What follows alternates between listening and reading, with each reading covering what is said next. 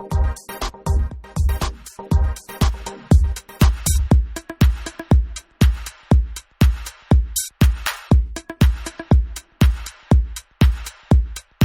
now it is time for some community feedback. Assassin's Creed 3 Frontier Peg Leg Trinkets. Milk Stereo writes in, "Thanks man for the help, you are welcome." Lego Harry Potter Years 5 through 7, The Tale of the Three Brothers Achievement. Nick Wick 35 writes in, "This is one of the best levels ever, I love that art style. It is a very well put together game and it goes after the movies very well. Great game, highly recommend." Motor City Comic Con 2019 Cam Comics interview. Paris writes in, "Cam da man." I will say about you both, Cam and Paris, you guys are fantastic as far as people to interview. You guys have great bubbly personalities, and I really hope again soon we all can meet up at another Motor City Comic Con, if hopefully it happens this year. Ben 10 Cheat Codes. M. Razadi, sorry if I pronounced that wrong, writes in, "Why can't anyone find Omniverse 2 like this? I, sadly enough, do not have Omniverse 2. Whenever I get it, I will go ahead and do the videos for it. We have had multiple requests to do Omniverse 2. The Amazing Spider-Man Train Docking Station Collectibles." Slenda J3 writes, "Thanks a lot. I got my last piece of concept art and I hot tie black suit out of it. I cannot thank you enough. Glad you finally got your last piece of concept art, and I'm glad the video helped out." The Loot Crate Welcome Crate. Samantha Quinn writes in, "I got the same shirt, 3 figures, Frodo, Archer, and Cutman, a DC poster, Toblin Spirit Guide, an Aquaman medallion, and a Doctor Who comic. Good lord, that is quite the good haul. My question to you is, Samantha, do you still have the subscription going?" Assassin's Creed 3 New York Treasure Chest. Jennifer writes in, "I'm playing the Assassin's Creed 3 Remastered, and on the chest for New York it says that there are 6 chests in West New York. I've looked everywhere and I still can't find the last one. By watching the video, Jennifer, let me know which chests you are having issues with. I still do have this game and possibly can help out by going and making a new account and getting to the point in that game." The Amazing Spider-Man Oscorp Archives Collectibles. LSW writes in, "Shit man, thank you. 8 years later and I'm about to get the platinum. You are very welcome. Glad to help out. Thank you everybody for writing in. And remember, every time you guys go and leave a comment on one of our videos, we read it off on the podcast." And should we get back into video games here? We can talk about COVID and politics and working out and wellness and fitness. You might need to we are a video game podcast. Yes, you might. Well, you might want to release that part, those parts as like a separate podcast, just because. Very well, could because we didn't really talk about video games like as a special bonus to people, like just us BSing. So how about this? How about I'll release all of that talk. So, basically, we can start the podcast right now. Yeah, so let's start it now. How they're listening, and then if you guys want to hear about the other bullshit that we ranted on for we'll throw it out an hour, it'll be just after this podcast. Yeah. All right, so it has been a while since you and I have talked in person, hung out, done this podcast, and it's funny for probably the better part of months, if not a year, that we've talked about GameStop and their demise and how they have been going down and down and down and really just not being able to come back up. Not even just a few days after we posted our last podcast, number 299, lo and behold, if you guys are big on Wall Street, then you will know what I'm talking about. The GME or the GameStop stock skyrocketed. Yeah. It went fucking absurd to where hedge funds lost a lot of money and people like you and I won a lot of money. Oh, yeah. So it's really fucking crazy to see how that has overtaken, especially during this COVID-19 stuff that's going on right now. And it has found a loophole in the Wall Street system from what it seems like, too. And it's crazy that this one place, Wall Street Bets on Reddit, I don't want to say knew that it was coming or set it up. There was a lot of inner workings with that, but it's really crazy that the average Joe like you and I can beat out the people that are on Wall Street there in New York that are controlling the stocks. Right? Well, yeah, when you launch against it, yeah, absolutely. I mean, this happened a couple months ago, so it's kind of old news, but it's worth talking about. And it was interesting to see the government kind of, well, what the hell's going on here? You can't do this sort of thing, you know? These investing apps to where they kill the investing apps. Yeah, they to get control on everything that was going on. Yeah, and I think that I don't know if there's going to be any fines levied, and there should be. There should be, absolutely. And I know there's a lot of people that will say, well, no. This is kind of the nature of the stock market where, you know, these hedge funds come in, they do these short-term squeezes or whatever. And, you know, this is a natural thing. It always happens. And it's like, well, that's fine. But you should have to take into – because stock market's really just gambling in a lot of ways, you know. And you should take into effect that, yeah, people are going to launch against you, you know. Like there's going to be – that's what happened, you know. And I think I was reading that there was like someone that was trying to push now legislation to stop regular people from doing stuff like that. I know there's actually laws against – certain things like that and I think there was talks of trying to charge the guy on Reddit that pushed this to do that, to artificially inflate the GameStop stock. So wouldn't that be a sad day in the court system if that did happen? I feel like something's going to happen. Like, you can't let regular people get away with stuff like this. They're the peasants. They can't do stuff like this. They need to be punished. So I feel like bullshit. Someone's going to get punished. Doesn't it feel like I know, someone does feel like it's going to get someone's going to get punished? You know, because there were people that made a lot of money on this. Yeah, there was a lot, and there are people that lost billions. Yeah. I'm kind of surprised that company doesn't get a bailout from the government. I kind of feel like it's going to happen, but no, you know, I think it's going to be interesting to see what happens. I'm not sure GameStop is worth saving. But I feel like that's not the point they're trying to make. I think they made their point, and maybe they're just trying to find out what the next one is going to be. And it's really crazy that AMC has slowly crept up, right? And a lot of people are talking like the movie theaters. We already talked about before that movie theaters are going to go away, just like how GameStop. Yeah, we're talking about how they're going to go away. Yeah, movie theaters. All this stuff is in America. I think this stuff is going to go away in America. I think movie theaters are going to be a novelty. GameStop, I think, is a little bit different. And I don't know if it's because things are going digital with games, and that's just where things are trending. So again, GameStop, I think, needs to innovate. Like, if GameStop innovated correctly, I think they could be successful. How can they, though? You know what I think they should do? I think they should model their stores a little bit more after Apple stores. Get rid of all the clutter, all the junk, and just have a nice, clean layout with, like, the consoles. Because there's got to be places to buy consoles. You know what I mean? Like, people still need to buy video game systems. And having a game store dedicated to video games is good for that purpose. Like, obviously, your Best Buys, your Walmarts, and everywhere. You can buy them online still. But I still think there's a market for a small game store like GameStop. And then I think they should split off and do a retro version, where you can buy retro games and retro consoles. And, again, make it easy to come into, to shop. Make it more personable at those stores. A little bit more laid back. Because if you go to a GameStop now, they're just a cluttered, ugly mess. There's just so much garbage. I know Microsoft, didn't they do that thing with the Xbox Series where if you buy it through GameStop, all like a part of the digital game like sales that you buy go towards GameStop? Like, I am not sure on that. That would be good, though, to help them out. They do, and I think that would be a really wise thing for Sony and Nintendo to get on board with as well. Where if you buy your system at GameStop, whatever you buy on that system, a piece of it goes to GameStop.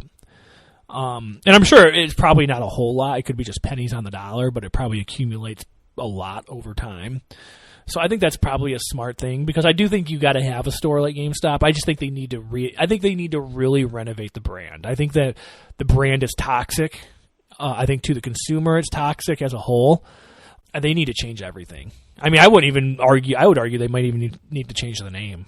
Or, like, take the GameStop brand and make that the retro store and then, like, do a new branding for a brand new game store. But, yeah, I'd like to see them kind of go towards more of a Apple store or a Microsoft store layout. Have you ever been into one of those stores?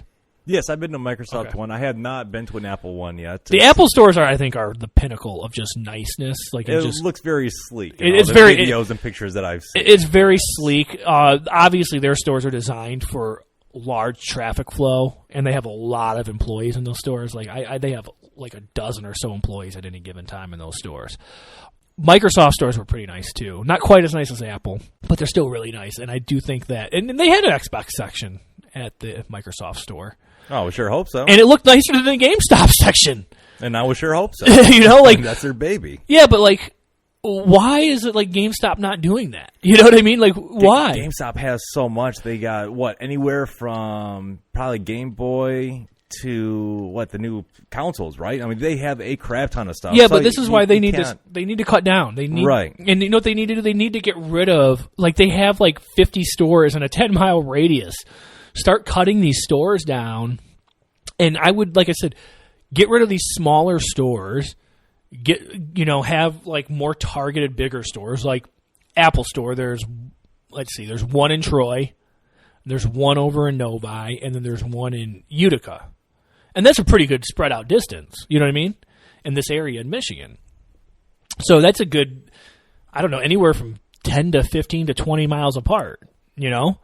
That makes sense. They're more targeted, and those stores are bigger at those areas, you know? So just get rid of the big, small stores, at Great Lakes Crossing. There's that really small GameStop. There's probably like 3 within a 5-mile radius of that one alone. There used to be a GameStop down the road, half a mile down the road from that GameStop. Now it's not there anymore, but it used to be there. But it's like, there's one, I don't know, 7 miles down the road for no reason. There's probably another, I mean, they're just all over. They're like little herpes that just kind of pop up and then they go away after a while, They're little cold stores. Kind of like the modern day Dollar General. Or the Family Dollar. Yeah, get away from that cheap-looking store, gut it, make it look sleeker, make it look nicer, change the format of the employees, make them more consumer-friendly instead of constantly pushing, pre-orders or anything like that, Especially, I think that's really beneficial, especially if, this is why I think them getting a cut of digital sales on the Xbox is so beneficial to them, If all 3 of them did it, that would, I think, make things a lot better for everybody, for them too. And they can make a more consumer-friendly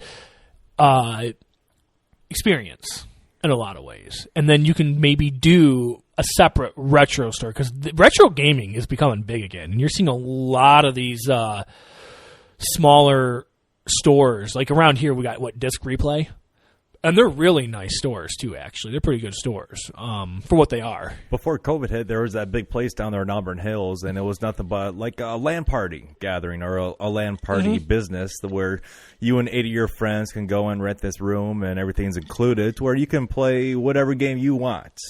And it's in like basically the same aspect. There was no internet back then, so you and your buddies all got together, put a bunch of cables in through a router, and then you guys were all able to play together.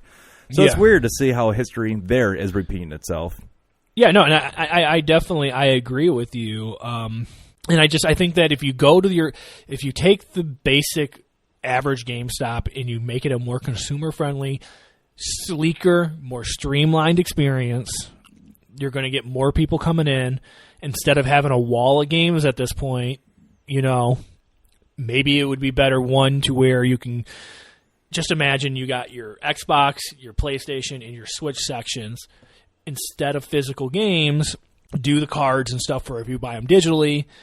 And I know GameStop survives on used games, but I think used games I'm going to be willing to bet used games are not really as popular as they used to be. No, especially now that they're going more digital. But then, like, if you want to buy a physical version, you can buy it at a GameStop and they'll send it to your home.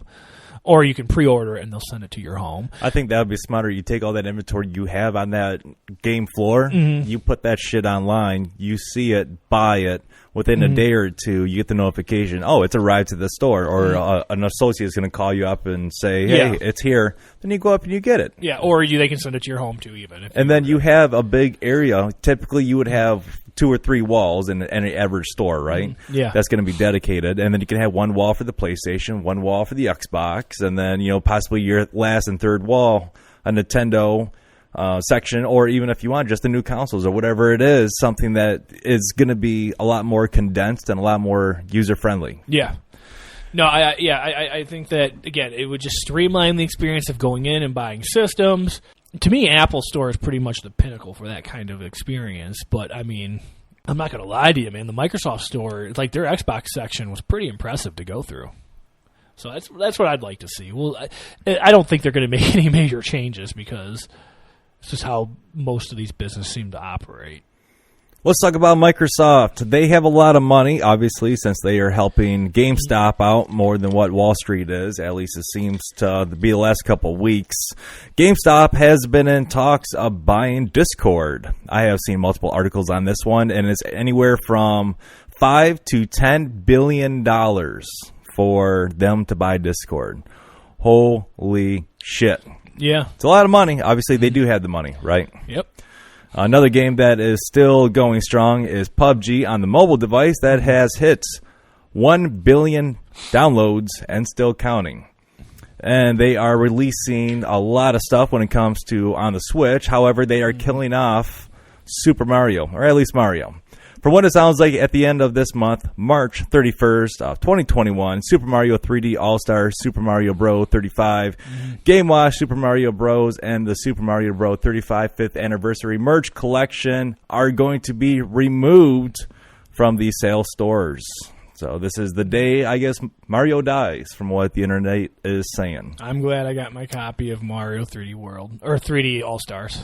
Rust, I guess, has some a really unexpected fire on one of their studios at the Face Punch Studios, and they have all their servers that are stored over there in Europe. Well, a large amount of data loss is now going to be happening after this fire has went through their data center. No report on how much data has been lost.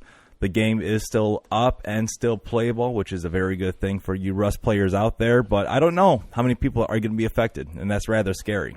Activision-Blizzard, they are having some more layoffs, anywhere between 50 and 190. It's going to be going across their entire company, and then also all the way down to their esports division. Each employee that was laid off was given $200 in gift cards to battle.net. So I guess that's nice. You lay the employee off, and you still expect that employee to buy their own their own stuff, which is okay, I guess. Either way, it sucks that they are laying off more people, but this is also something we talked about previously. We are seeing a lot more jobs that people can do from home. Yeah. They do not need to occupy a seat at a company where that company has to have large overhead. Yeah. They no longer have to have a huge warehouse. They can now go to basically a double-wide trailer.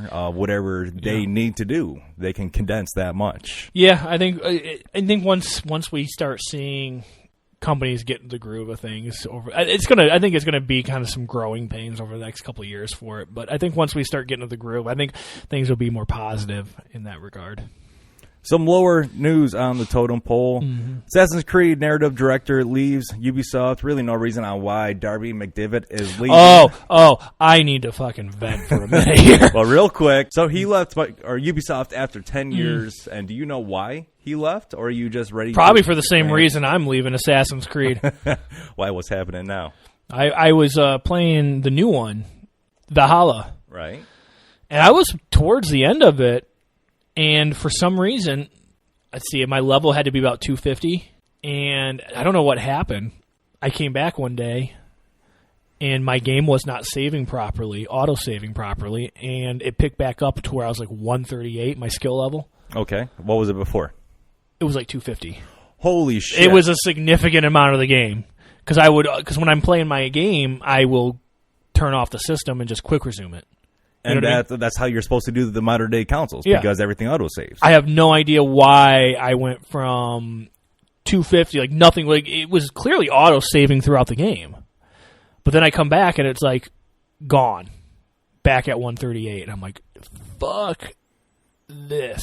Wasted time? You ain't putting that much time back into the game? Yeah, I was not. I just deleted it from my system. Like, fuck this game. I'm pissed. Like, I enjoyed the game up to that point, but that just deflated it. I was like, I'm done. So you're obviously boycotting that title, at least for right now. I'm done. You might come back to it. No, I'm not going back to it. Now, what about any new Assassin's Creed titles? So you're done with the franchise now because of I'm not like corrupted game safe. I'm not like a huge Assassin's Creed fan or anything like that. They're not bad games or anything. And it's not even like take time out of your day. I mean, I wouldn't even say I'm not going to come back to them. They're not necessarily on my radar. I got this one because it went on sale, and I wanted like an Xbox Series X specific game to play. So, and I enjoyed the game, but it was just like that really deflated my interest in it. So, will I rush to get the next Assassin's Creed? Probably not. Would I get it at a reasonable price? Yeah, but do I really want to invest? Like, will that kind of linger a bit in my head? Yeah, probably. That just really annoyed me. It really pissed me off. Rockstar Leeds founder Gordon Hall dies at the age of 51. Did not say what Hall passed away from. His work spans all the way from back in 2004, did some Game Boy Advance stuff for Max Payne with Take-Two Interactive. He became the Blizzard Mobile Chief Creative Officer and did a lot of work on Red Dead Redemption, L.A. Noire, and Grand Theft Auto Chinatown War. So it sucks that he passed away. However, you're not going to be able to stay on this earth forever. Kind of like the guy Stan Lee. And there was a biography, because we're going to mix in movie and TV and everything into one. Yeah. So Stan Lee, there was a biopic that came out, and I haven't seen it, but the reviews were making it sound like it was a very dark portrayal of Stan Lee and how he did business. Yeah, well, he was known for being from my understanding, he fucked a lot of people over, especially early on in his career. Look at Steve Jobs, okay? Yeah. So Steve Jobs has been dead for quite a while now, and we've had a ton of different movies and biopics and everything for him. Mm-hmm. You can get the one that will make him look like a good guy, like, what was it, Ashton Kutcher? Oh, no, that didn't make him look like a good guy. Steve Jobs, a lot of his movies, or any depiction, he never really hid from being cutthroat. And I'm not even really insulting Stan Lee on it. It's just, I think the media really pushed Stan Lee to be that good grandfather. Yeah, I think a lot of people had it in their head, and he wasn't really a business guy. I don't think he wasn't really doing much with Marvel for the past couple decades, right? I think he was more or less the child star, the spokesperson. He was more of he became more of a public persona than he was a creative entity at that point, and so he kind of had that grandfatherly feel, like you said. That was kind of his thing, and he was kind of, I believe he was pretty cutthroat early on. And you would have to be. He's been accused of stealing or taking all the credit for certain characters and whatnot, because I have a friend that does not like him at all. Oh, no? Yeah, and in fact, he'll embarrassingly yell at the screen whenever his name, created by Stan Lee, and he'll be like, created by this guy too. And it's like, dude, no one cares. No one really cares, So, yeah, I mean, I'm not really surprised by it, because it just is what it is. Everybody has a past, and I think to be successful, you're not always going to make friends, right? Yeah. You're going to make some enemies along the way. You're going to always upset someone or do something that you shouldn't do, but maybe that you shouldn't have done, and whatever. It is what it is. I don't really get too upset over it. Call of Duty, because, of course, it's only been a few months since the last game came out. They're talking about this year's working title, and so far it's going to be called Vanguard, Call of Duty World War II by Sledgehammer Games. It's going to take place in an alternative timeline where 1945 wasn't the end of World War II, but instead, I believe Vanguard has a traditional World War II setting. It's supposed to be coming out sometime at the end of this year. If you guys love EA games, EA Play is now on the Xbox Game Pass for PC, and the subscribers will be able to get access to more than 60 games from EA's vault. And I do find that a cool thing to have EA games on the Microsoft platform. So you can play them and access them on the console for the past few months, and now you can get them on PC. I started playing Star Wars Squadrons. And we have... Squadron? Squadrons or Squadron? Yeah, obviously we have a big game coming out, Mass Effect. That's supposed to be out in May, so that's really going to help amplify it on their platform. Microsoft has been going all in on the Game Pass, and they're putting a lot of money into it. They've already taken advantage of the Bethesda deal. And apparently they got some other big things up their sleeves for Game Pass this year. If they're going to be buying out Discord, I think since they already ended, Mixer basically was their baby for streaming and everything. I could see them doing something big with Discord that they always wanted to do with Mixer. I guess. I don't think they're going to mess with Discord too much because it's already so successful. They're just going to add stuff to it. They'll add stuff to it. Oh, yeah. I hope they don't ruin it because I enjoy using it. But Microsoft, I'm curious. I think it sounds like they have some really big news this year. Rumor keeps hinting that Ubisoft Plus, is that what it's called? Their streaming service is going to come to Game Pass by the end of the year. There's rumors of a couple major acquisitions still, particularly a Japanese company that apparently they're looking at. Whoever that is, it could be anyone from Sega to Konami to anyone really. So I think it's going to surprise people when they announce it because I think everyone was surprised by the Bethesda deal. So I think you're going to see a very similar reaction to whoever they end up buying out in the Japanese market. So I think it's going to be really, really an interesting year for Microsoft. They've got there's not really much else to say on it yet, but I think there's going to be some really big news for them this year. I think they're coming out swinging hard. Some more big news with Microsoft. Halo, they don't know when it's actually going to be coming out. Oh, that's a shock. Yeah, right? So it's going to be delayed to possibly to the end of this year. But next month, we have a little glimmer of hope for you Age of Empire fans. They're supposed to be having some Age of Empire 4 reveal, I'm guessing, some trailers, some concept art. It's going to be April 10th, 9 a.m. Pacific, or 12 p.m. Eastern Standard Time. Make sure you go ahead and look it on all these social media platforms, and you can find it. So let's talk real quick about the games that have been delayed in this year that we know of. Outriders, Elite Dangerous Odyssey, Hogwarts Legacy, Cyberpunk 2077, the free edition. Hold on, real quick on that Outriders DLC. game, though. Mm-hmm. Just so people know, that's going to be on Game Pass day one. That's a big deal, I think, right there. And it's even much of a bigger deal because you can actually download it prior. So when it does release and launch, you can play it right then. But, I mean, that's a Square game, isn't it, Outriders? Yes. And, I mean, that's huge. That Microsoft got a deal with Square to release their new game on Game Pass day one. And this is going to happen a lot more. I think so. They're all in on it. They're doing. Did you see the indie game announcement of all the games? They did a video of all these indie games that are going to be on Game Pass day one. So really big deal. I think it's a huge deal. Riders Republic, Lord of the Rings, Gollum, Prince of Persia, The Sands of Time remake. Delayed till a later date. Yeah. I read they did not say when that one's going to be coming out. There was someone online that leaked it on the subreddit that I go to, the Game Leaks. And they said that and this is taken for a grain of salt. It may not be true, but they said they realized it's such a garbage remake that it disappointed everyone so much that they're redoing it from the ground up. Oh, so which, in fairness, is the right idea. Yes, it is. But good. The fact that they had to realize after showing it and everything is not good. It almost sounds like Sonic the Hedgehog, but on more of the game side. They get a chance to see, and they're like, "What the hell is this?" Back to the drawing board. Yeah. New World, Gran Turismo 7, Need for Speed. There's no working title with that, just some new Need for Speed game. Yeah. We're going to also have Gotham Knights to 2022. God, that game looks so awesome. Humankind, Back for Blood are all going to be delayed later on this year, if not into probably next year as well.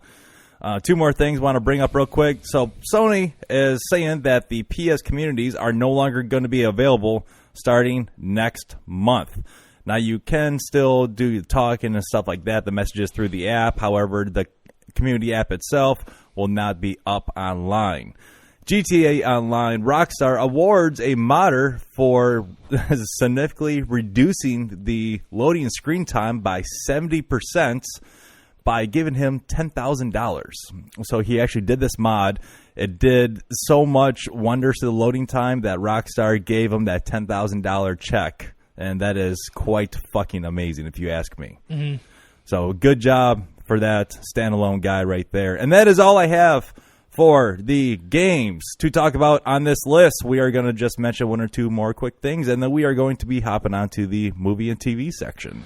Yeah. I mean, I think it's worth talking about that. It's looking more and more like we're going to see an upgrade to the Switch this year. Let's bring this up. According to Bloomberg, essentially, this is a relevant section. The new Switch iteration will support NVIDIA's Deep Learning Super Sampling, or DLSS, a novel rendering technology that uses artificial intelligence to deliver high-fidelity graphics more efficiently. That will allow the console, which is also set for an OLED display upgrade, which that'd be pretty sweet, to reproduce game visuals at 4K quality when plugged into a TV. Said the people who asked not to be identified because the plan is not public. So, a big upgrade that is supposed to be coming. Whatever this is, I don't know if this is just a Switch Pro or if this is like Switch 2. To me, it feels like it could be just... I don't know. I feel like with the Switch, you no longer have to do Switch 1, 2, 3. You know what I mean? Like, just release a new version. You know what I mean? Just release a more powerful version like you would a cell phone. This is needed. I say that because I was playing Mario 3D World the other day, and it's a great game, but my God, is it ugly on a 4K TV. So I'm really hoping this is true. I'm really excited for a Switch upgrade. But hopefully it is not going to come with a couple $100 price point. Oh, it will. It will. It's going to be... Actually, I read it was going to be... It's going to be more than the standard Switch, which I'm fine with that. If it's like a $400 system, I'll gladly jump on board. I'll turn in my Switch and get a new one. I'm ready for the upgrade. I think a lot of people are. So hopefully that comes out. Rumor is by the end of this year, probably I think a holiday release, maybe with Breath of the Wild 2 at the same time. That would be smart because we've also had, obviously, the PS5 and the new Xbox already released. They're going through their pains and their stakes, and now I think it's Nintendo's turn to take a little bit of this light and to shed it on them. And I think it's a smart idea to kind of Nintendo to keep their stuff separate release-wise from other systems because they'll get lost in the shuffle. When Nintendo releases by themselves and they release a quality product, they're on fire. The world pays attention. And I think the world's ready for a new version of the Switch. I think that this is the device they should focus on going forward for the next decade or two. This is uniquely Nintendo. And I'm really excited for Switch Pro or Switch 2 or whatever they decide to call it. I think I'll just call it Switch 2 because it's been almost 5 years since the one came out. So I think we're due. And hopefully they come out with some games to really back it up. Yeah, something that's going to be compatible to where you can hook it up to your big screen, and it's going to look flawless. It's not going to look choppy. Good. And I'm wondering if they'll release like patches and stuff for the older. I don't know, like if this means it renders the games in 4K on its own, so you can just do it with any game, or if they're going to need to release patches for it. But either way, I hope they come out swinging on this one. I really do. Now we are going to jump on into the movie TV section. A little bit shorter of the version when it compares to the video game list, but let's talk about everybody's loved favorite character of the coronavirus shutdown that a lot of us had a chance to sit down and watch in the Netflix and chill days of Tiger King. So if everybody has seen it, and I'm sure everybody at this point has or at least know what it's about, one of the stars in that show, Jeff Lowe, suffered a stroke most recently, and him and his wife believe that he was poisoned by an unknown man that gave him a drink at a casino. Okay. Don't take open containers from people. How about that? How about that be the number one rule right there? God, I remember they used to hammer this home to us back in elementary school and on. Don't accept open containers from strangers. Don't drink from an open container that was never in your view or out of your view for a period of time. Common sense. Yeah. Apparently common sense did not go through Mr. Jeff Lowe's head when he accepted this drink and drank it and found himself on the floor, and his wife was holding him, and she thought that he was going to die right there on the spot. So I'll be honest with you. I never watched Tiger King. Oh, my God. But from what I gather, pretty much everyone involved doesn't really have a whole lot of common sense. So I think that's a very fair assumption. Yeah, so I mean, I guess we should be surprised this didn't happen already. Oh, Lord.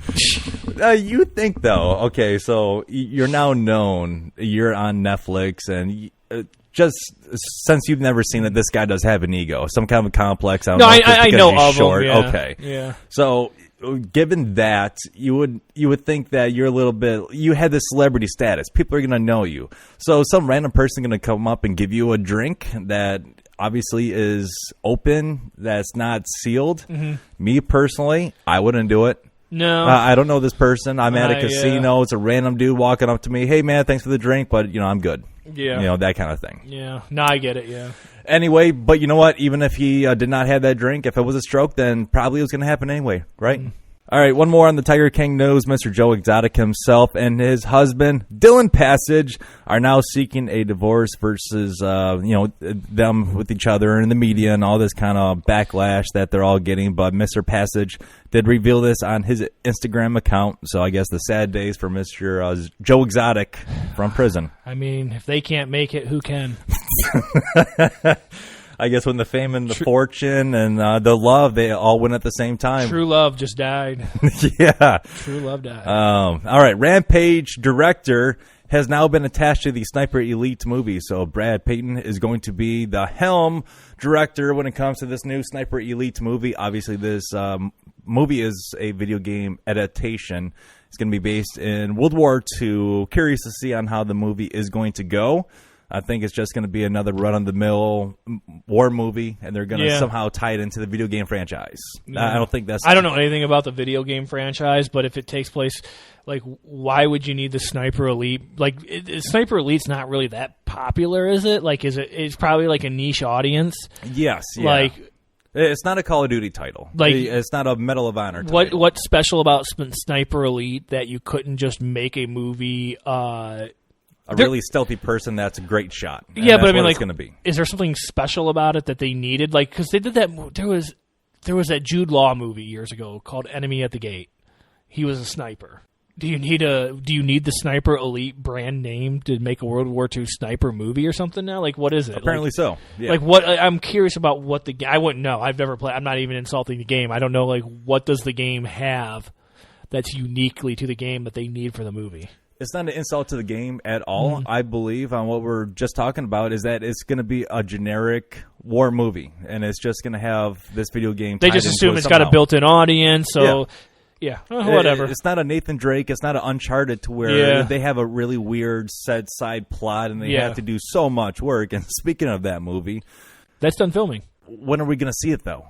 No, I mean they filmed it. I think they finished filming it a couple months ago because he's filming Spider-Man now. He literally went from Uncharted to Spider-Man. Yeah, they did film it. I thought it was supposed to be by the end of the year. I don't know. Sony doesn't have a streaming platform, so they're holding their movies until they can get a crowd. So their whole release is up in the air right now.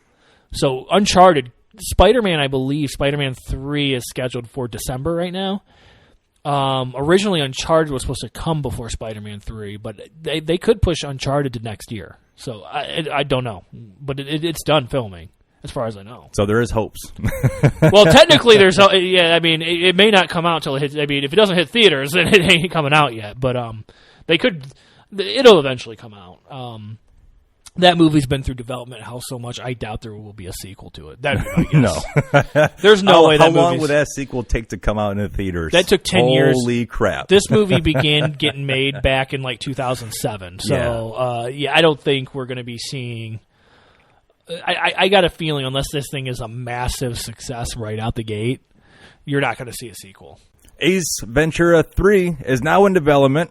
Thank you to the writers behind Sonic the Hedgehog. So they are getting together to work with Jim Carrey again, obviously, to get back into the role of Ace Ventura. Not much more being known on that. So are they cutting out the Ace Ventura Jr. movie from Ace Ventura canon? Are they retconning I would it? Sure hope so. They must be retconning that one, yeah. I'm not surprised. It did put him back in the limelight as far as Jim Carrey, doing the Sonic the Hedgehog and... What has he been in, though, besides some low-budget films? Yeah, it makes sense for him to go back to Ace Ventura. And then on top of that, my guess is that Coming to America sequel probably sparked his interest in doing Ace Ventura 3. Although, keep in mind, he went back and he did Dumb and Dumber, yes, too. He did. And that didn't turn out to be the hit they were expecting or hoping. So, I mean, I'm thinking they'll end up doing a sequel to Dumb and Dumber. I think they'll do a third one. I wouldn't be surprised if they do eventually. Yeah, I'm wondering if the Ace Ventura 3 thing is because of Coming to America. In fact, Eddie Murphy recently, I read, said that he's interested in doing a third Coming to America. Good for him. So. And that's probably still with Amazon. My guess is he's been kind of at home on streaming, so I think my guess would be he's. I wouldn't be surprised. Yeah, I think so. Do you think we're going to see any more of the Clump movies, the Nutty Professors? I don't know. They might. I think that would be awesome to see at least one more. And it'll be hard. He did a great interview with Mark Maron on Mark Maron's podcast a couple weeks ago. Really good. I recommend people go listen to it because you forget how good Eddie Murphy is. He comes off as a really smart, level-headed guy in the interview, and you kind of forget just where he comes from. That era of where comedians were kind of like rock stars, where you dug your way out from the bottom and worked your way up to the top. So, I wouldn't be surprised. It was a really good interview, but I think he'll do one more Coming to America. I think he kind of hinted that he wants to focus more on stand-up, though, and I think it's because he feels like maybe his time and his power in movies has kind of faded. But I feel like he's finding a new life in streaming, because he did that My Name is Dolomite movie, and that was all right. He was good in that. And I think he's able to be a little bit more edgier in this stuff and take a little bit more risks. Especially with the streaming, too. I'm sure they're a lot more lax than what it would be going into the movies and having to put that rating on it and conform to a much bigger audience all at the same time. I got the sense from him when I was listening to the interview that he was kind of overdoing those family-friendly movies. Maybe I'm wrong on that one, and I think he probably came in. It sounds like he had a lot of fun doing Coming to America. So I wouldn't be surprised if we see him continue on doing stuff like that. I really hope we do. Yeah, I like Eddie Murphy as an actor. And Pepe Le Pew will not be making an appearance in Space Jam 2. Well, what's the fucking point now? So, yeah, I know, right? What's the point of watching this movie? So Pepe Le Pew was the recent focus of the New York Times by columnist Charles M. Blow, who wrote that the character, and in quotation, this is what Charles M. Blow wrote, not me, so in quotation, he added to the rape culture. So Space Jam Legacy is now going to be released this year, July 16th, on HBO Max and in theaters. And if you guys have not been keeping up with that and Looney Tunes, Pepe Le Pew is basically taken out of the limelight when it comes to that because of those reasons, and I guess a cartoon character's accusations. That is the world that we live in right now. You know, it's not like even that it's not that he's necessarily wrong on aspects of Pepe Le Pew. It's just that he got paid to write a fucking article about a cartoon skunk.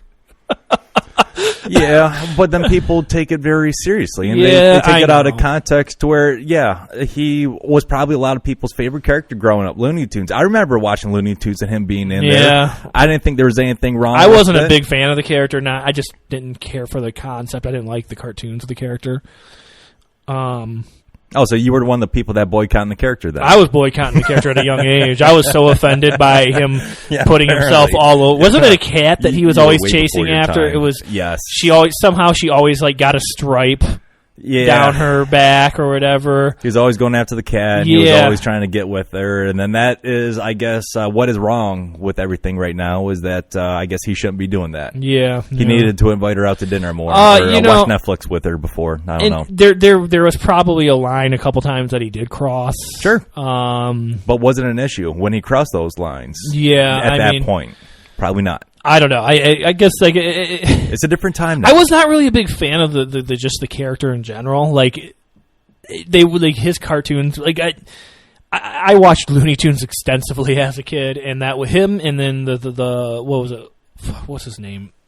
Foghorn Leghorn? Is that who it was? The rooster.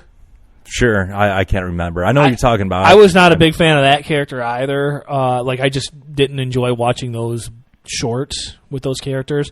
I just didn't find them to be particularly good. I wasn't really offended by either one. Although I might have been. So, 5-year-old me might have not enjoyed one animal putting himself on the other animal unwillingly. So Well, then you look at Wile E. Coyote and the Roadrunner. You know, I grew up watching that a lot, and the Coyote always blowing himself up, right? Yep. A lot of people say that that's offensive because the Roadrunner is smart and the Coyote's dumb, and how dare you portray, you know, a character? You always bought. It's just my. He always God. bought defective prop. You know, he always bought like defective items. You know, Right. That's where his anger should have been.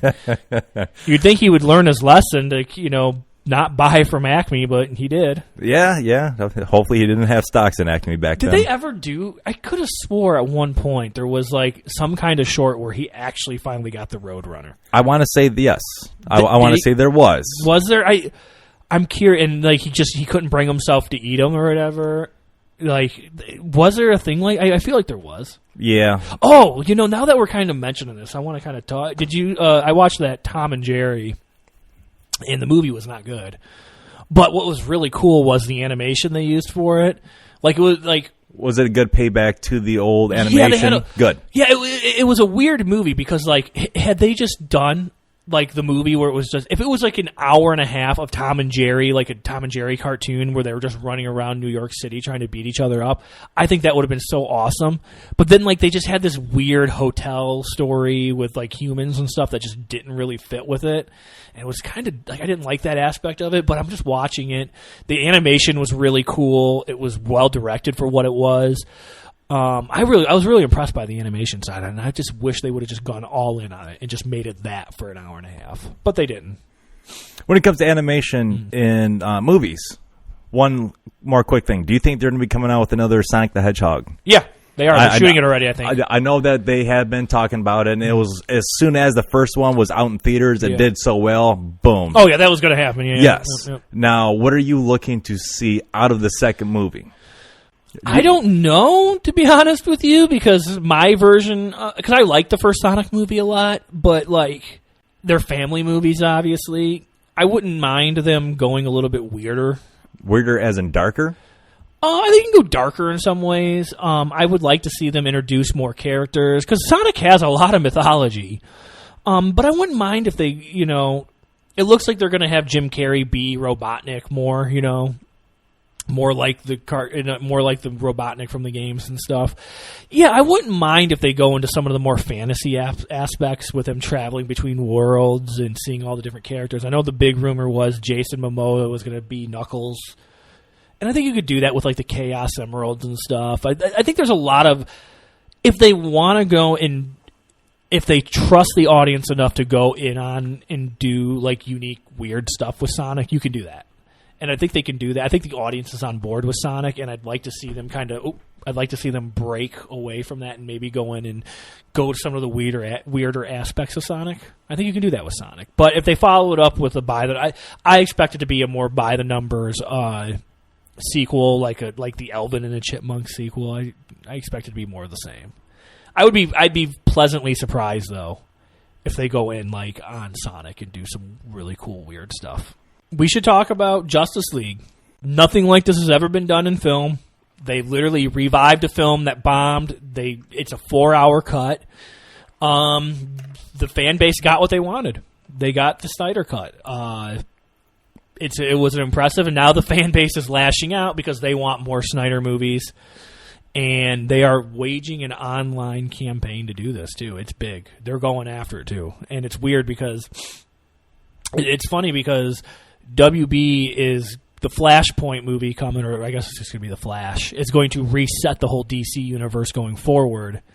And now they have to deal with this fact that there's a big... It's a huge hit. Like, this is a huge, huge hit on HBO Max and in other territories that it's releasing digitally. And now the film that should have been a hit before, but wasn't, is now the hit that it was expected to be. And so it's going to be interesting to see how things play out going forward now. Because I believe that there's a big push over at AT&T to do more stuff for HBO Max. And I think they want more Snyder on HBO Max. So it's going to be interesting to see what happens there. Are you on that online petition to get Schneider movies? Okay. No. I mean, it is what it is. I didn't really care for Batman vs. Superman or Justice League. And to be honest with you, I didn't really care for his version. It just isn't really what I like. But I don't really see why they can't have Snyder stuff on HBO Max while also doing what they want to do in film. So I think it's going to be interesting to watch this all play out. And the fan base is surprisingly big, and they've been really effective so far. And I'm wondering if what we'll end up seeing eventually is some kind of boycott of stuff that's not Snyderverse related. So like the Batman. I think the Batman's the next non-Snyderverse film. The Robert Pattinson one. Yeah, the Robert Pattinson one.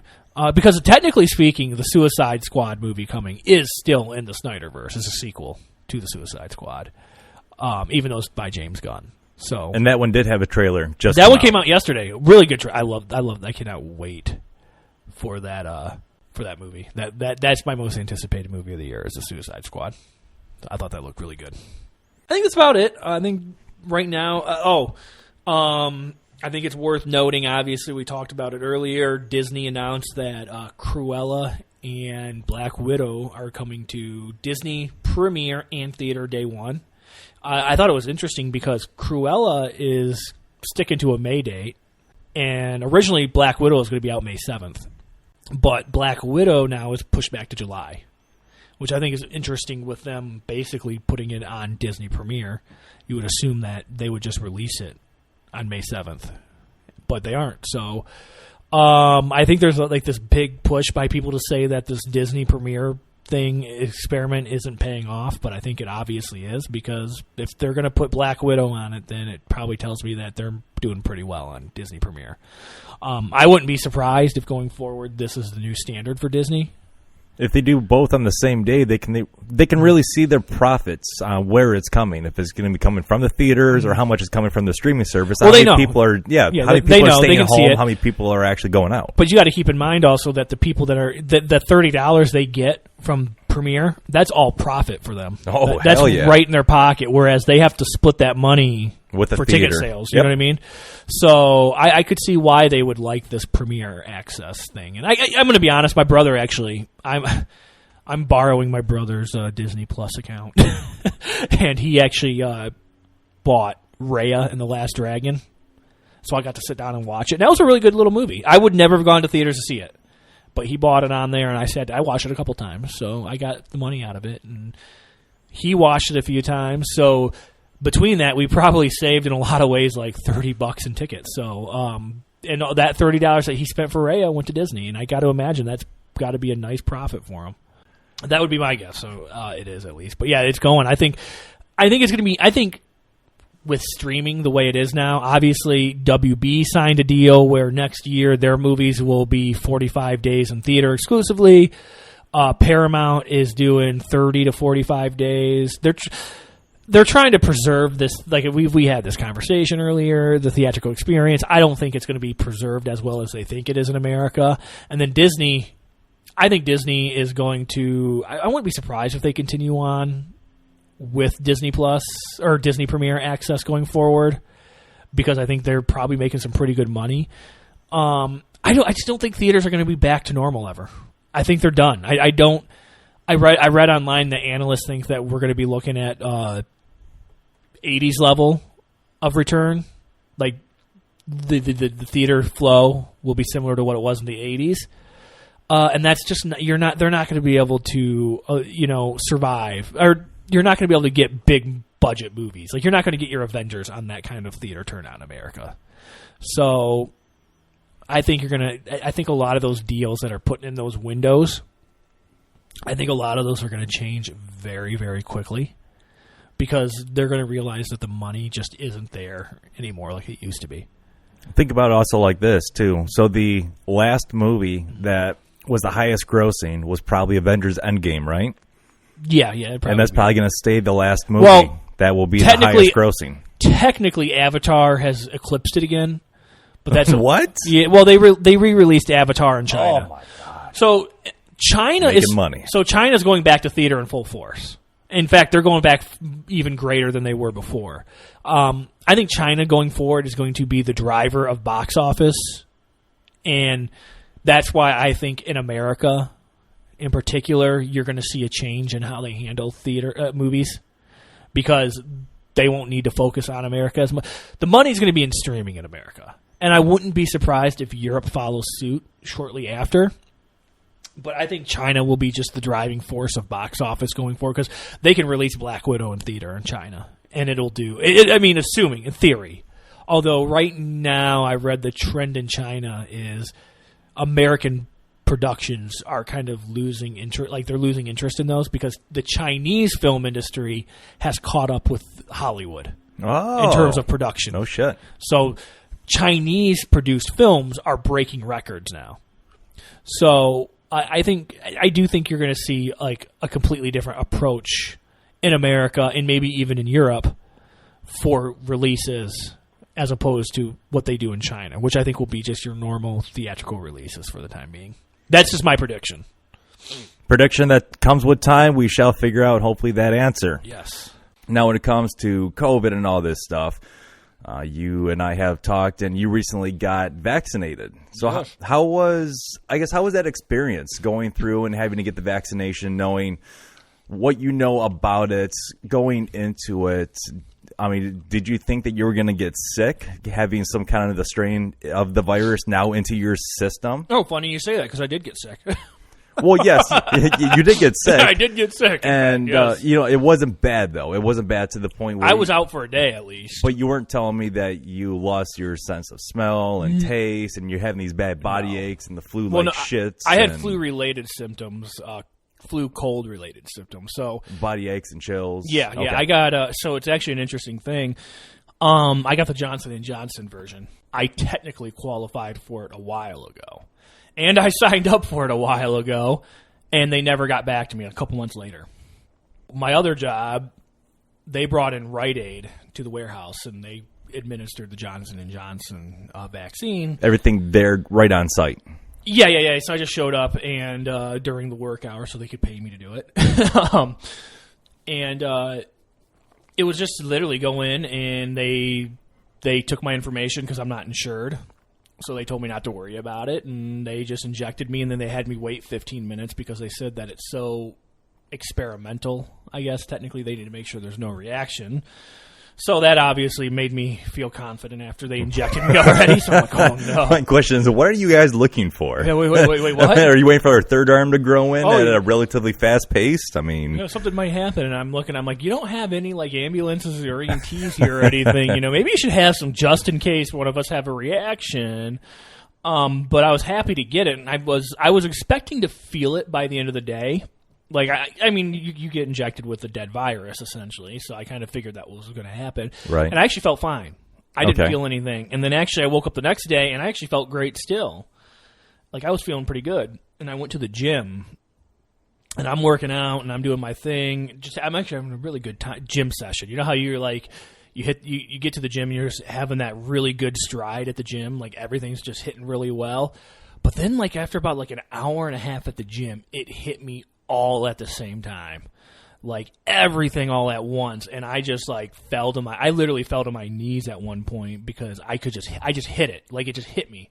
Was it just pure exhaustion that came over your body? It was exhaustion. My body went sore. I started kind of getting some cold chills. So you had all the symptoms basically coming in all at once. It just like hit me like that. And you weren't even at home. So I wasn't at home. You still had to figure out the point of getting to your car and getting home. I had a little bit of pressure on my chest from breathing, and I'm like, oh my God, what's going on here? I'm going to die at the gym. Well, I didn't think I was going to die, but I was like, oh no, I'm feeling it. Right.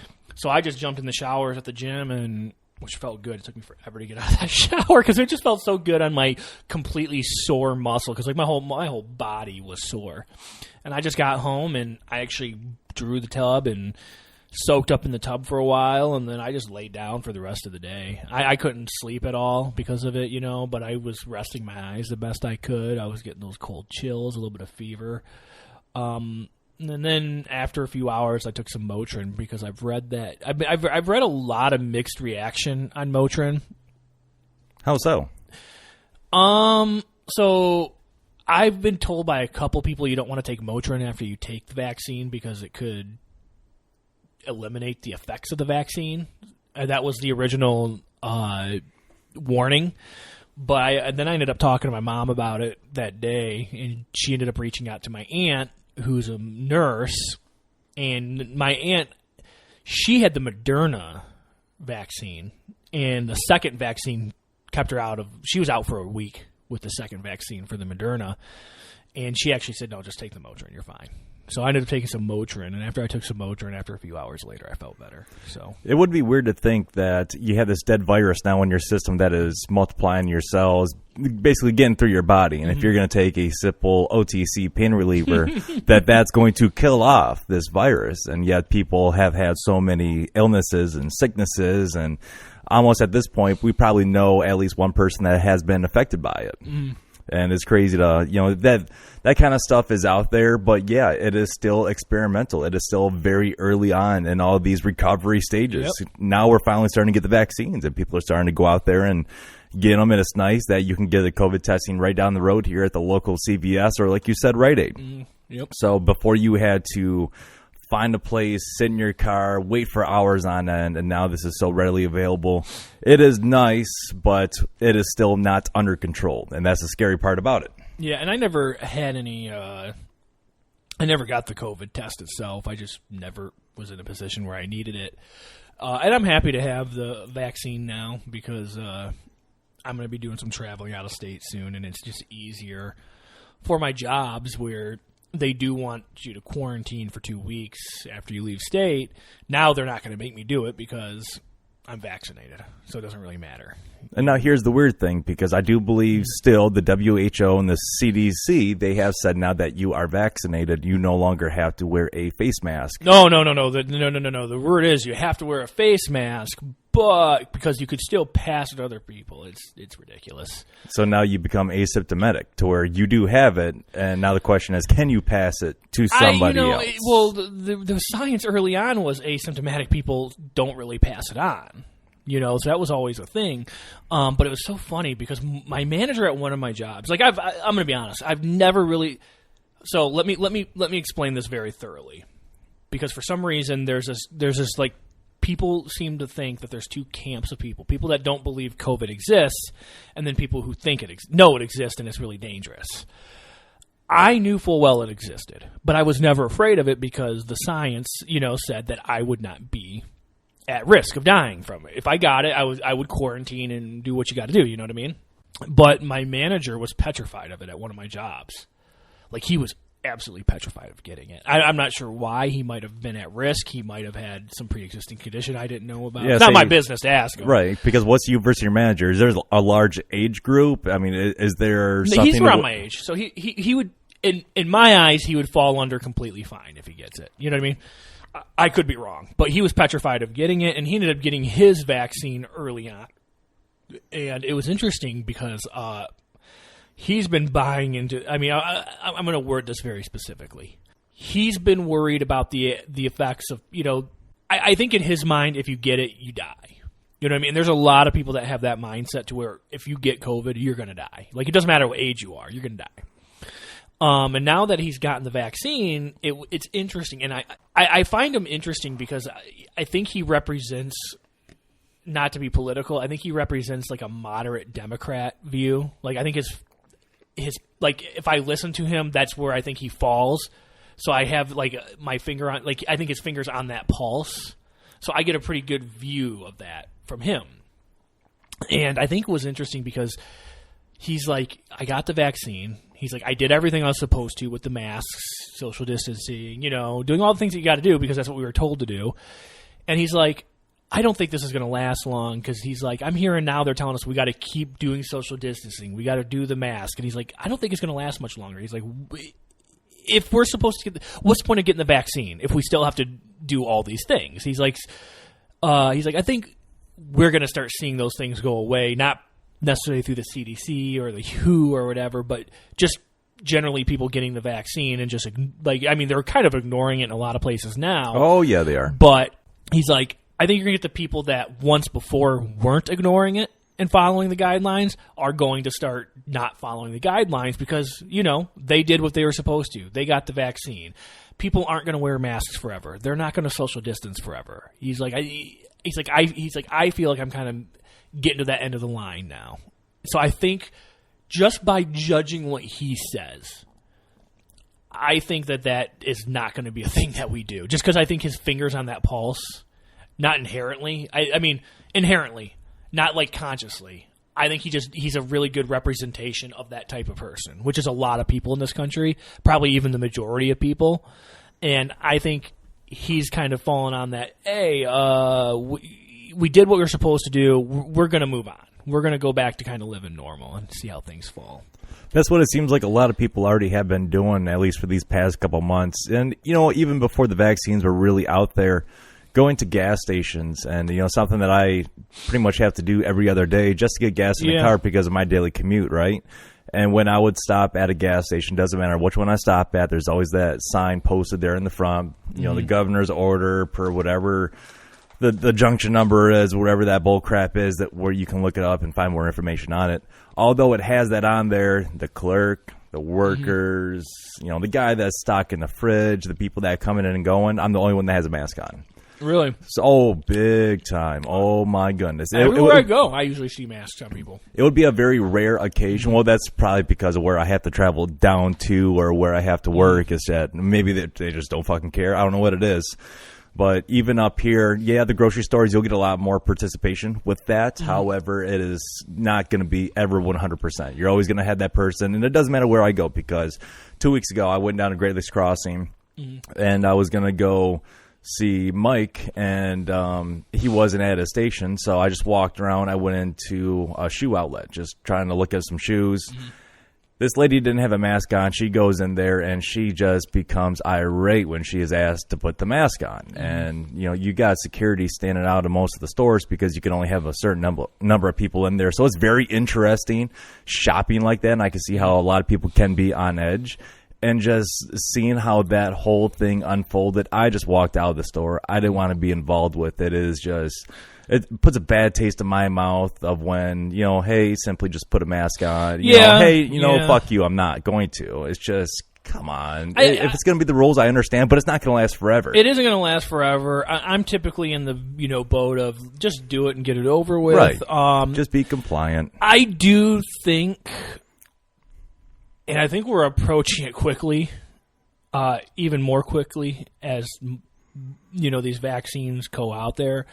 To the people that are kind of like, let's just do it, do our part. I think we're going to start seeing more of those people lash out. And rightfully so in a lot of cases, because they're starting to get vaccinated. You know what I mean? I mean, if you're vaccinated yourself, do you really feel like you should have to wear a mask at one point? I mean, isn't there a line? And there is. And I think we're going to start seeing those people kind of lash out more. And I think in a lot of ways, rightfully so. Now, that doesn't necessarily mean I'm for a mask mandate or anything. I think businesses should, they should require one on their own will. Does that make sense? It does, because high traffic business, you're talking like a gas station or a coffee shop, something where you get, especially when you're enclosed like that. Yeah, of course. I do think business should enforce it. But, I think that we're going to get to that point. I think it's going to come sooner than you think. We're going to see more and more people that were in the same boat as us, where they're like, hey, you should wear your mask. It's something that you should do. I think you're going to start seeing them kind of say, you know what?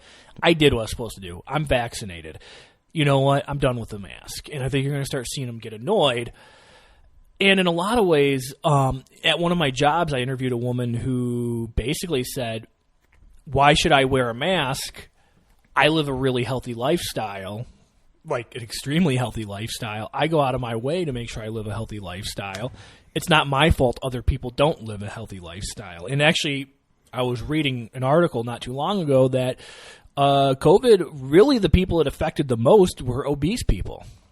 You know what I mean? And this is what I want to bring this back to something here real quick. In Michigan, because our numbers are skyrocketing again. I'm not concerned about numbers skyrocketing. Like, you get it. You know what I mean? The survival rate on it is extremely high, and I don't really understand this. I don't understand people that get worried or get upset about it, because you're not going to get zero. You know what I mean? And there are going to be times when it skyrockets, and there's going to be times when it goes down. You can't just keep locking people up, every time just because you want to. And I feel like every time, lockdowns, because our governor, she's got to cut down on the lockdowns. She's getting a big backlash over the economy. and whatnot, what we should be stressing is if you get it, quarantine. You know what I mean? Like that should be a stress, like thing that we stress. We can protect the people that are most vulnerable while also being open. And I don't really understand the end game sometimes, like of what's going on. Like I feel like the goalpost has always kind of moved a bit on this. You know what I mean? Remember when it was supposed to be a 2-week lockdown? And then it just kept going for months and months and months, and it's like the numbers are going down. You know what I mean? Like, what are we going to do? And then it's like the numbers are the goal goes from getting the numbers down to getting the numbers to zero. But we're never going to get zero. I feel like we need to be a little bit more rational about the virus because the death rate on it is extremely, extremely low. You know what I mean? Across the board. It gets higher when you get to an older age and the people with pre-existing conditions. But like I see recently that the big concern now is, especially in Michigan, is that there's outbreaks in schools and stuff amongst young people. And it's like, guys, relax. I mean, I'm in the belief that we should also be offering remote learning and stuff still, like as an option. But, you know, let's stress that if you get it, quarantine. It's okay. You're going to be fine. Just quarantine. And do your part. And I think that was something that we definitely need to do as we're all trying to get vaccinated. But I don't think we can lock down like we did before. You know, I don't think we can. I mean, I don't think our governor can because I don't think she can afford it, politically speaking. And that's a big political upheaval. I mean, her whole thing has been overturning big time. There's been a lot of stuff going on there. I don't know if you've been following it at all, but there looks that she's being investigated and everything now. So there's a lot going on there. But yeah, I don't think she can afford it publicly. Are you saying that there's corruption in politics? Oh man, it's like something we've never heard of before. I'm shocked too, but I just don't think she can afford to do another lockdown or anything like that, politically speaking. So, what is strange now about the closest school district to where we are recording right now is obviously kids, they're going back to school, right? Mm-hmm. They're not doing the virtual learning, at least not as much. Some people still are. But Monday through Friday, school every day, Saturday, Sunday, have it off. This Friday, the kids in the district did not have school on Friday. Mm-hmm. Reason why is because there was not enough teachers to fit the bill to teach the kids. Are they refusing to work or are they sick? Yeah, see, I don't know if it's a gray area. Mm-hmm. I don't know if it's something that was planned out and I just missed it. But here we are, taxpayers, and now there's no school. We're paying our taxes to sending kids to school every single day. Now this is happening. And now we cannot push back on the virtual learning because apparently it is set up, it is there and in place, but it's not being implemented correctly of, okay, we know a day or two in advance or even that next day there's not going to be school, but here's your assignments. They haven't posted, your teachers or whatever posted them out. You don't have that infrastructure in everybody's household to have a computer. You know, not everybody does have one, correct? I feel like our educational system is so messed up to begin with.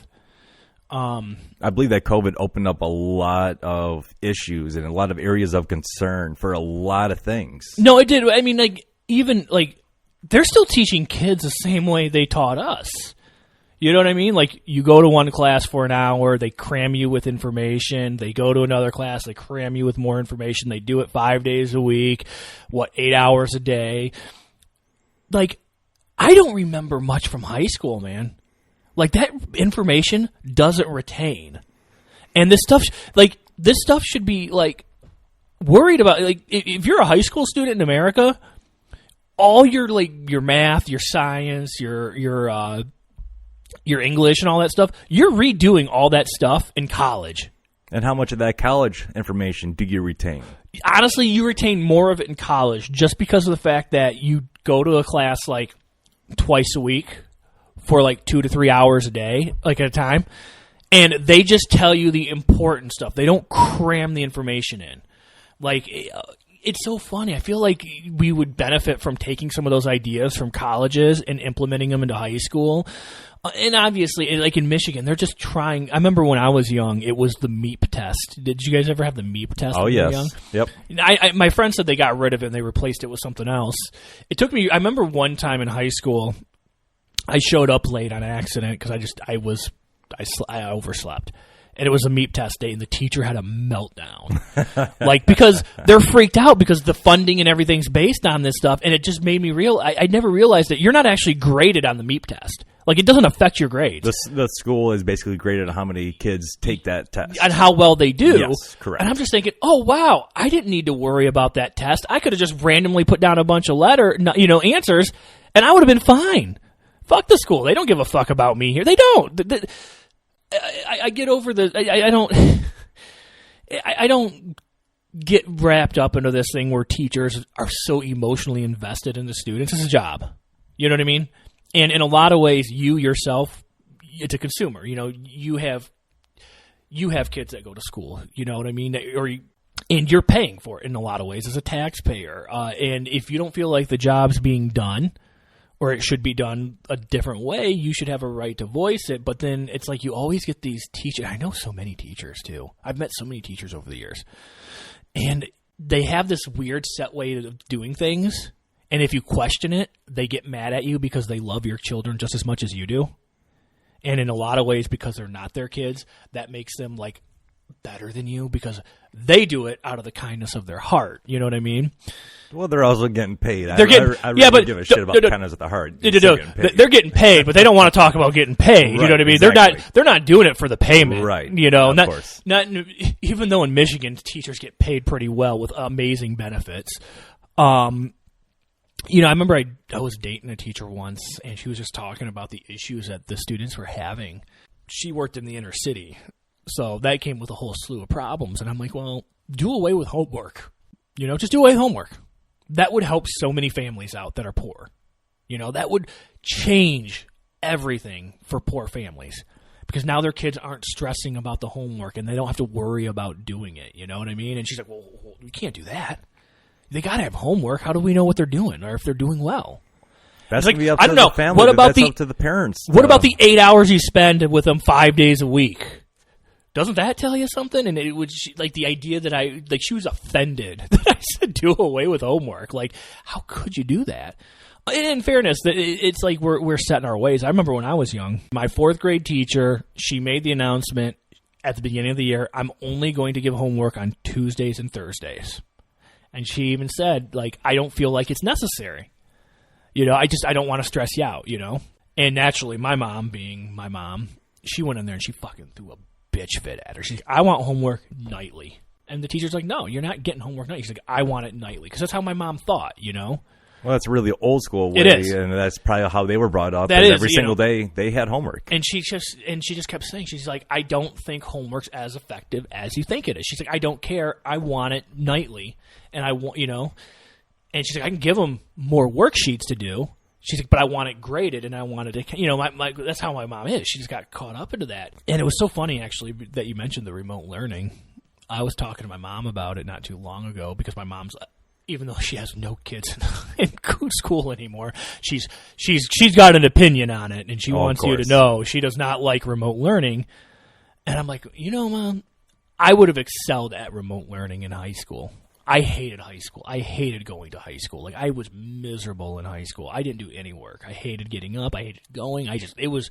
Amen to that. It was a hassle. Sounds the same way. But when I got into college, I did so much better in college. Like, I loved college.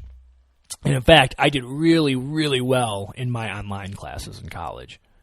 And me and her have talked about that extensively, about how well I did in my online classes.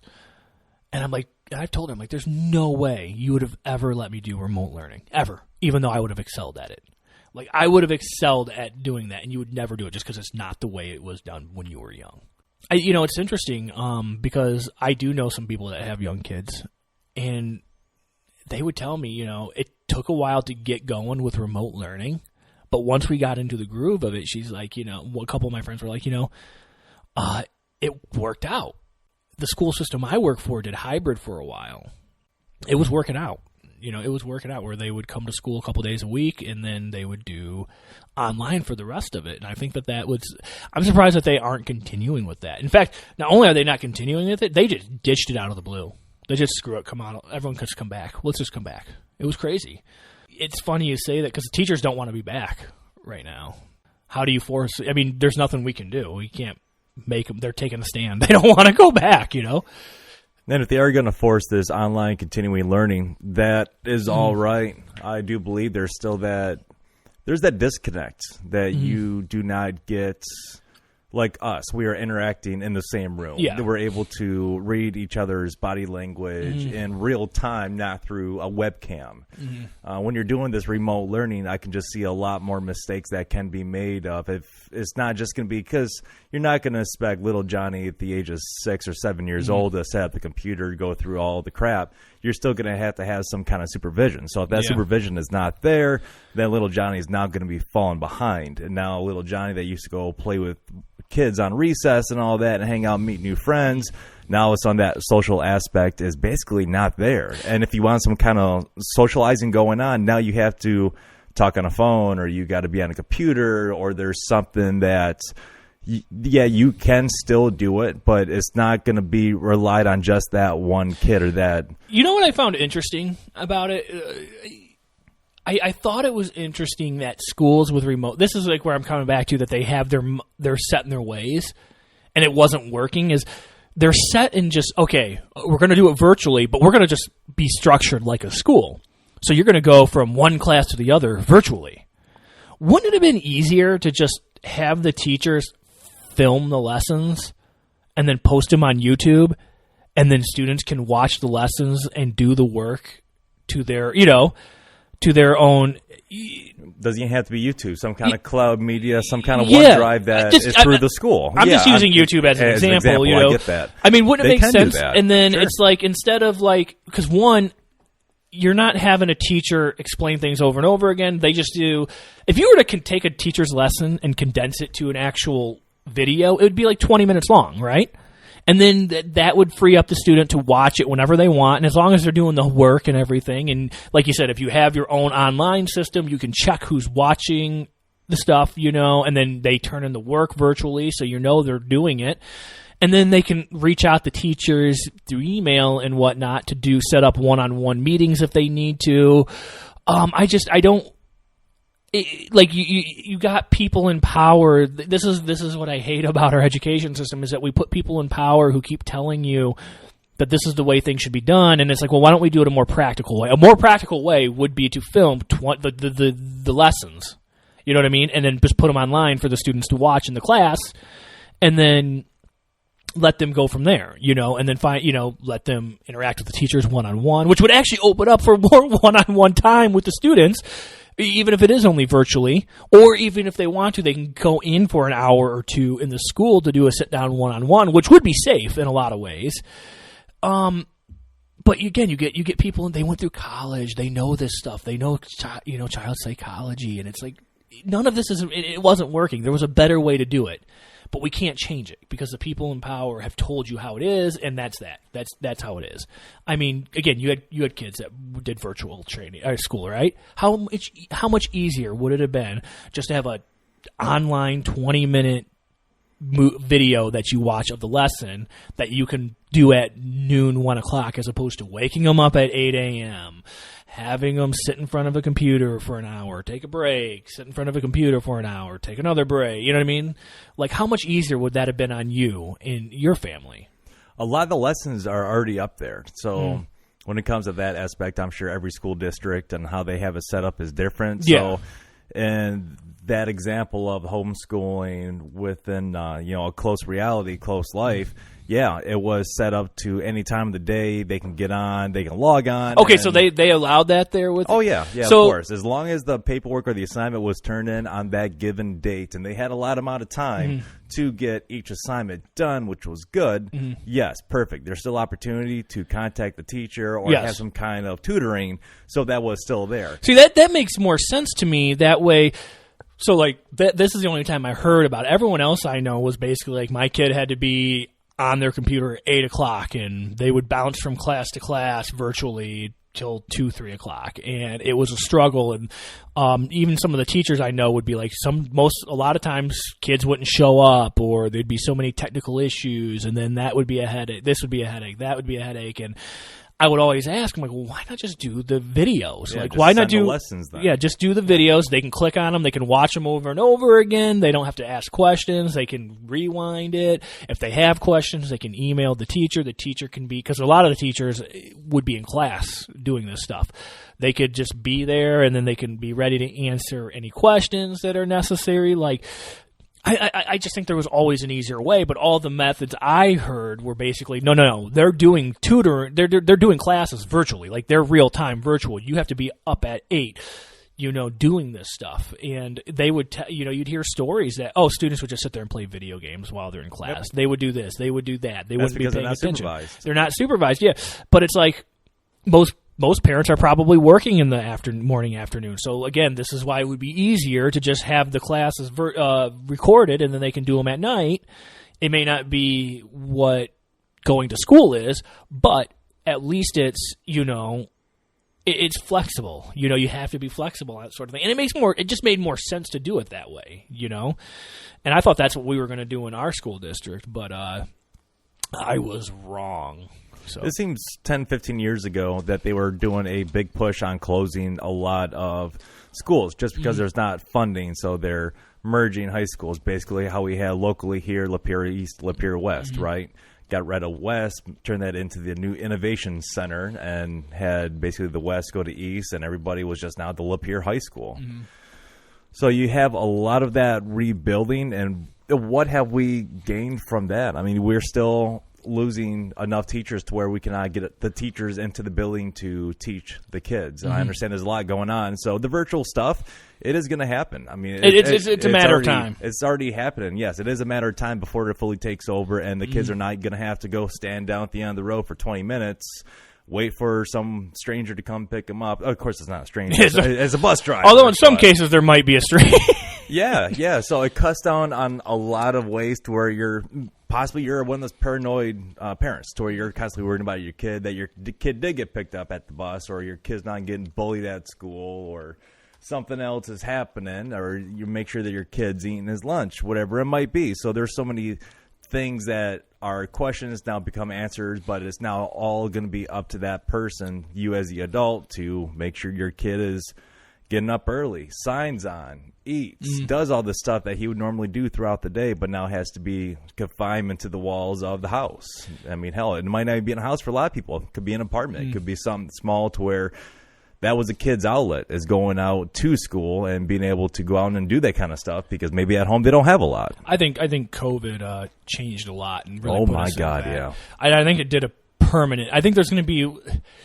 I'm curious. I think once we kind of get back to normalcy, and I air quote that because I wonder, because a lot of jobs we found could be done from home. And schooling can be done from home in a lot of ways. And I'm wondering what the pushback is going to be at a cultural society level. Because that I've read that there's a lot of businesses that are basically saying, no, we're going to do from home. This is it. COVID proved that we can do it. It's easier on us. It's more cost effective. I wonder if there's going to be a big push by companies to do away with that. And then I think employees are going to be pushing back on it.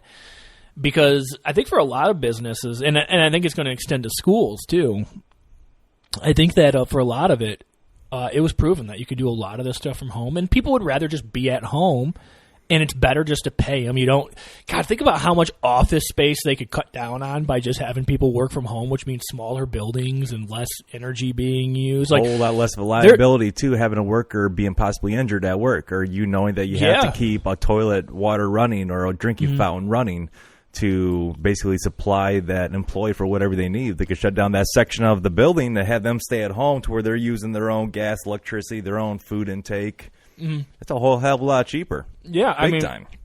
And I'm willing to bet you work morale will go up because they're at home.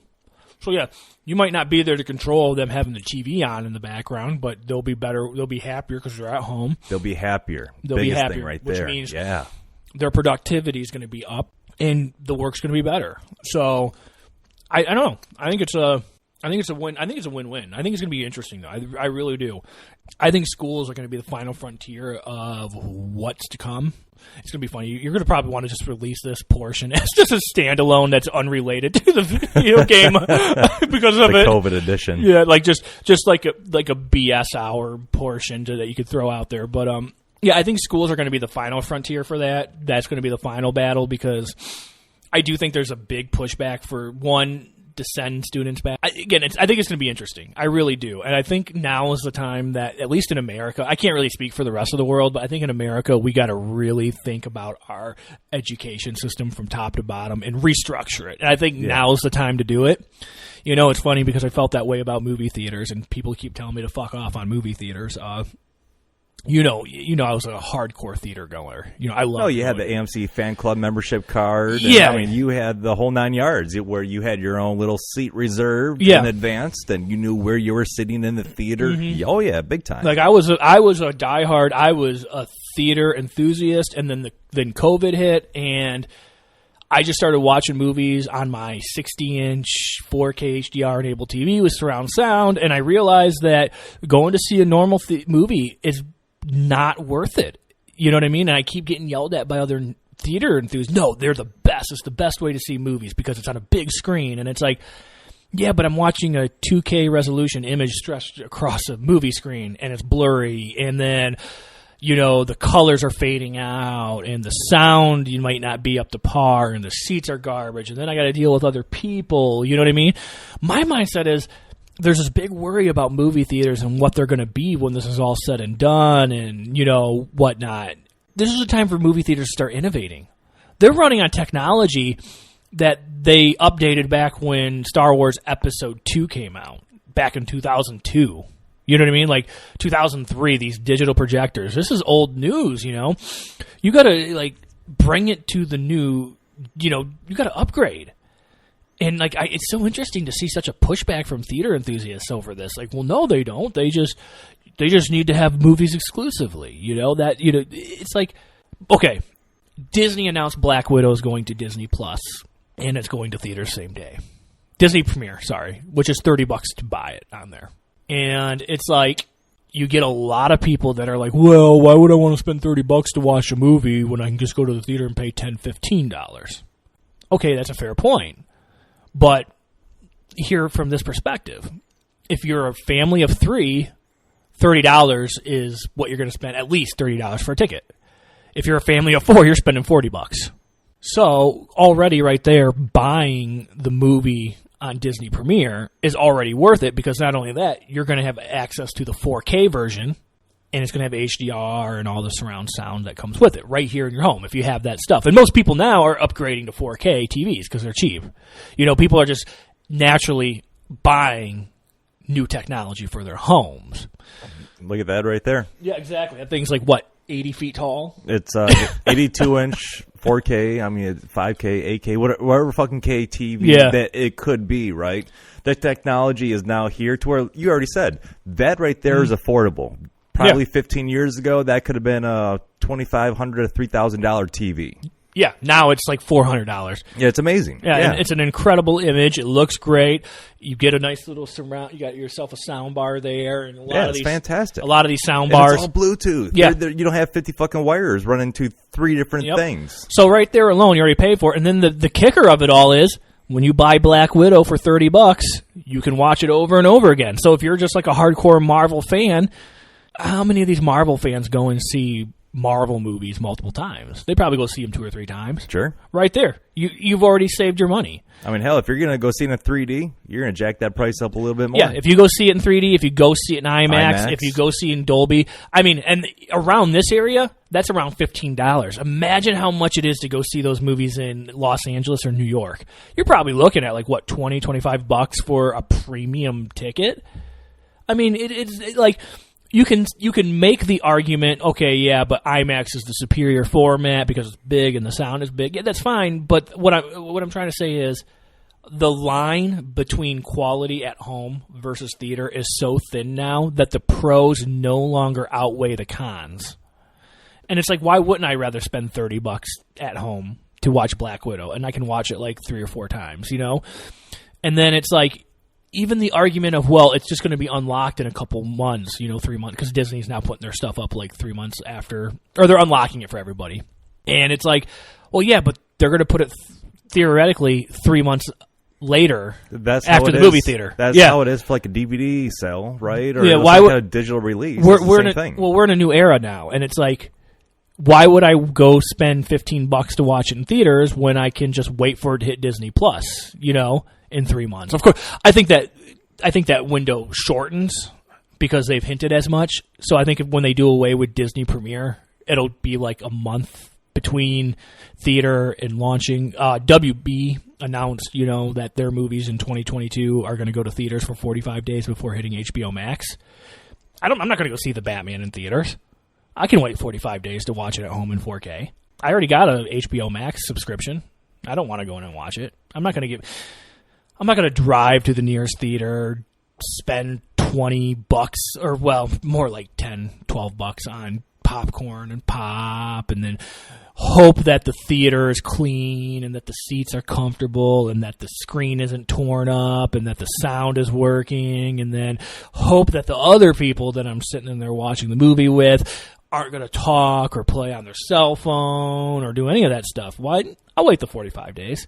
Paramount announced that their movies are going to be 30 to 45 days from theater to going to Paramount Plus. That includes Mission Impossible and A Quiet Place, 2 of their biggest movies. I can wait that. I'm fine with it. I'm over it. Theaters needed to innovate. Theaters need to, they need to really innovate their technology. They need to innovate everything. I'm just not going to pay for it anymore. It's just not worth it. Even with a subscription service, it just isn't. It's not even just the money. It's the time that you have to spend. It's the time you have to spend going there. It's the time you have to spend, waiting 30 minutes for the previews to go through and get to the movie. Like, you're spending like almost 3.5, 4 hours on like a 2.5 hour movie. That's a whole chunk of a day. I can, like Godzilla versus King Kong comes out on Wednesday, and it's going to be on HBO Max. I'm going to go to work in the morning, do my thing. I think I got to shoot later that night at 6 that I got to go do. And then I'll do the gym between there, and then I'll be done at home by 7. By 8 o'clock, after having a bite to eat, getting ready for bed, I'm going to kick back and watch Godzilla vs. King Kong. At your leisure. At my leisure, in 4K on my 60-inch TV with my pajamas. In my pajamas. And when I get hungry, I'm going to pause it, get up, and go get the food that I already paid for. It's just the theater can't match that. That's the one thing that my home is going to be able to beat it at, is the convenience, and now the quality is caught up to in a lot of ways. So my thing is, I think theaters need to innovate, just like I think schools need to innovate. And I don't think they're going to. I don't think either of them. I think there's going to be a pushback to do it, because that usually involves investment. And for some reason in our country, we don't like to invest at all in anything. I have no idea why, but that's just the way it is. And with time will come another podcast, but at least for this podcast, number 300, we are done.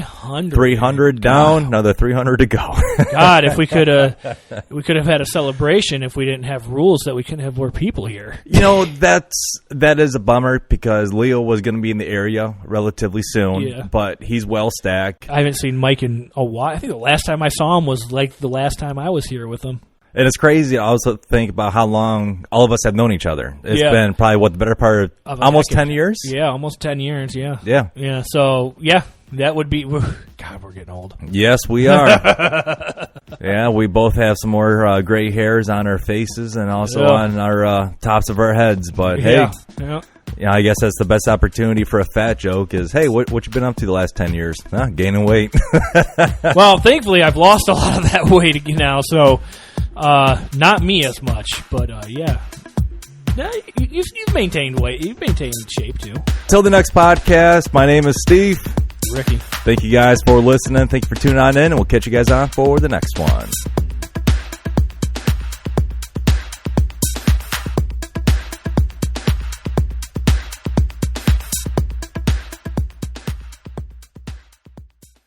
That's it. Shut her down.